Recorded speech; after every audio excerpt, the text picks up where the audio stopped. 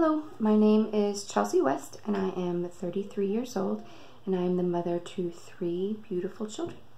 My first 2 pregnancies were mostly uncomplicated. I did have gestational diabetes, which led to larger birth weight and eventually the need to have a C-section. My 3rd pregnancy, however, was a little bit more complicated. I did have diet-controlled gestational diabetes, but the last few weeks of my pregnancy, I ended up developing preeclampsia. The doctor decided to go ahead and deliver at 37 weeks by a C-section, and my little girl was born on March 9th, 2018 at 9 pounds, 11 ounces, so she was a big girl. Shortly after she was born, they noticed that her blood sugar was extremely low.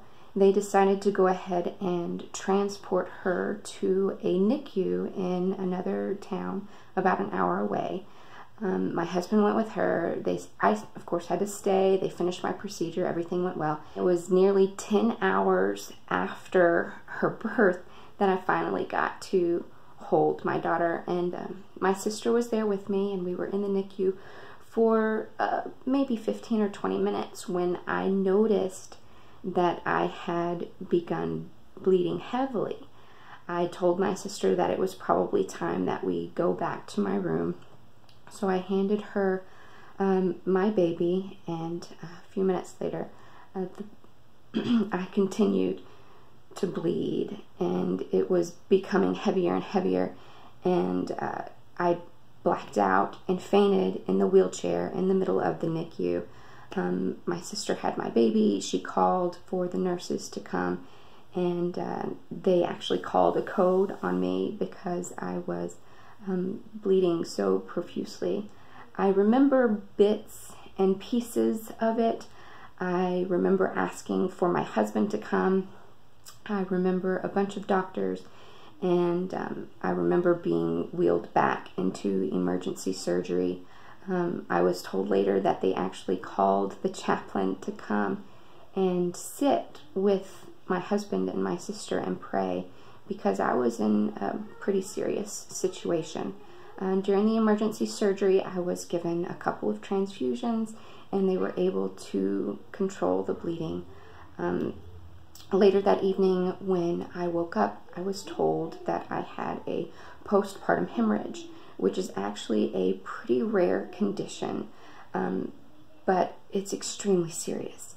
Most women who do experience it within 1 to 5 days, and I was bleeding so heavily that I am extremely lucky that it happened when I was still in the hospital, because if I had already gone home at that point, I don't think that there would have been time to get me back to the hospital.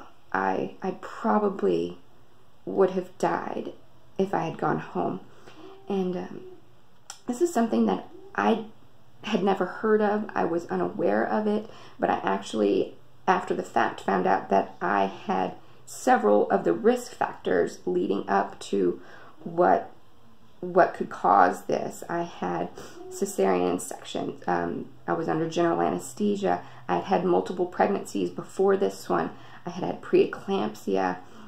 I had larger birth weight babies. So there were things that should have been more closely watched that just kind of got missed, I feel. So all of the things just kind of added up to a really bad situation that could have gone so much worse. So I'm so grateful and happy and glad that I get to be here with my children, but it's definitely something that I think needs to be looked at more closely.